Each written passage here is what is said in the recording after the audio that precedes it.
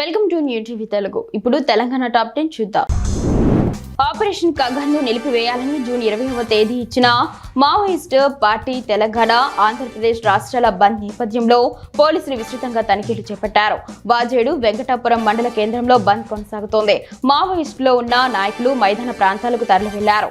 వ్యాపార సముదాయాలు, పెట్రోల్ బంకులు స్వచ్ఛందంగా బంద్ చేశారు. వర్షాకాలం సమయంలో రైతు భరోసా కోసం ఎదురు చూస్తున్న జిన్నారం మండలం రైతులకు రైతు భరోసా వెంటనే విడుదల చేయాలన్నారు. అన్నమో రామచంద్ర అని ఎదురు చూస్తున్న తరుణంలో తెలంగాణ రాష్ట్రం మొత్తం మీద ఈ పటాన్చెరు నియోజకవర్గం రైతులు మరియు జిన్నారం మండలం రైతులు ఏం పాపం చేశారన్నారు. ఇప్పటికైనా జిన్నారం మండల రైతులకు రైతు భరోసా విడుదల చేయాలన్నారు. సాధారణంగా ప్రభుత్వ పాఠశాలలో విద్యార్థుల సంఖ్య తక్కువగా ఉంటే సిద్దిపేట జిల్లాలోని ఇందిరానగర్ జెడ్పీ హైస్కూల్లో అడ్మిషన్లు పూర్తయ్యాయి. 1250 మంది విద్యార్థులు ఈ పాఠశాలలో చదువుతున్నారు. అద్భుత ఫలితాలతో జిల్లాలోని టాప్ లో నిలిచినట్లు ప్రిన్సిపల్ రాజ్ ప్రభాకర్ రెడ్డి చెప్పారు. ప్రైవేట్ విద్యార్థుల కోసం ఎంట్రన్స్ టెస్ట్ ఆధారంగా అడ్మిషన్లు నిర్వహిస్తున్నారు.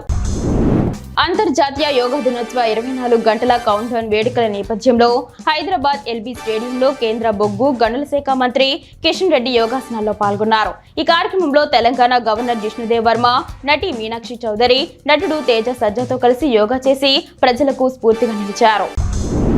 ప్రభుత్వ పాఠశాలలో విద్యా ప్రమాణాలను పెంపొందించాలని మహబూబ్ నగర్ కలెక్టర్ విజయేంద్ర బోయ్ అన్నారు. చిన్నచింతకుంట మండలం బుద్ధ్యాలలోని జిల్లా పరిషత్ ఉన్నత పాఠశాల, మండల పరిషత్ ప్రాథమిక పాఠశాలను కలెక్టర్ ఆకస్మికంగా సందర్శించారు. విద్యార్థులకు నాణ్యమైన విద్యను అందించి విద్యా ప్రమాణాలు పెంపొందించాలని అధ్యాపకులకు సూచించారు. పాఠశాల విద్యార్థులకు నిర్వహిస్తున్న సంసిద్ధత కార్యక్రమాలు కలెక్టర్ పరిశీలించారు. నారాయణపేట జిల్లా కేంద్రంలోని డీఈఓ కార్యాలయం ముందు మధ్యాహ్న భోజన కార్మికులతో కలిసి సిఐటియు జిల్లా కార్యదర్శి బలరాం ధర్నా నిర్వహించారు. 8 నెలలుగా బిల్లులు రాకపోవడంతో ఆర్థిక ఇబ్బందులు ఎదుర్కొంటున్నారని, సంబంధించిన పెండింగ్ బిల్లులు వెంటనే చెల్లించాలని అన్నారు. పెరిగిన నిత్యావసర ధరలకు అనుగుణంగా మెస్ ఛార్జీలు పెంచాలని కోరారు.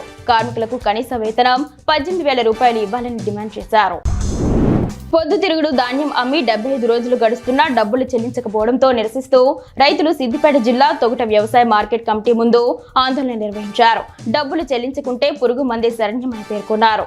రైతుల ఆందోళనకు బీఆర్ఎస్ నాయకులు సంఘీభావం ప్రకటించి పాల్గొన్నారు. రైతులను ఆదుకోవడంలో కాంగ్రెస్ ప్రభుత్వం విఫలమైందని Toguta society chairman K Harikrishna Reddy అన్నారు. శ్రీ పోచమ్మ ఆలయ నిర్మాణానికి దాతలు ముందుకు రావాలని పటాన్చెరు కార్పొరేటర్ మెట్టు కుమార్ యాదవ్ అన్నారు. జిన్నారం మండల కేంద్రంలోని ఎస్సీ కాలనీలో శ్రీ పోచమ్మ ఆలయ నిర్మాణానికి కార్పొరేటర్ ₹1,00,000 చెక్కును ఆలయ కమిటీ సభ్యులకు అందజేశారు. ఈ సందర్భంగా ఆలయ కమిటీ సభ్యులను ఆయన అభినందించారు. మెదక్ జిల్లా పాపన్నపేట మండలం ఏడుపాయల వనదుర్గమాత అమ్మవారిని మెదక్ జిల్లా బీజేపీ అధ్యక్షులు వాల్దాస్ మల్లేష్ గౌడ్ దర్శించుకున్నారు. అనంతరం ఏడుపాయల దుర్గా భవానికి ప్రత్యేక పూజలు నిర్వహించారు. ఈ సందర్భంగా ఆలయ నిర్వాహకులు ఆయనను శాలువా, పూలదండతో ఘనంగా సత్కరించారు. ఈ కార్యక్రమంలో నాయకులు, భక్తులు తదితరులు పాల్గొన్నారు. ఖమ్మం వ్యవసాయ మార్కెట్లో మిర్చి, పత్తి ధరలు ఈ క్రింది విధంగా ఉన్నాయి. ఏసీ మిర్చి ధర క్వింటా 14,000 రూపాయలు, నాన్ ఏసీ మిర్చి ధర 10,000 రూపాయలు జెండాపాట పలికింది. అటు క్వింటా పత్తి ధర 7,300 రూపాయలు జెండాపాట పలికినట్లు మార్కెట్ కమిటీ సభ్యులు తెలిపారు. నిన్నటితో పోల్చితే ఏసీ మిర్చి ధర స్థిరంగా ఉండగా అటు నాన్ ఏసీ మిర్చి మాత్రం 300 రూపాయలు, పత్తి ధర 200 రూపాయలు పెరిగినట్లు వ్యాపారులు పేర్కొన్నారు.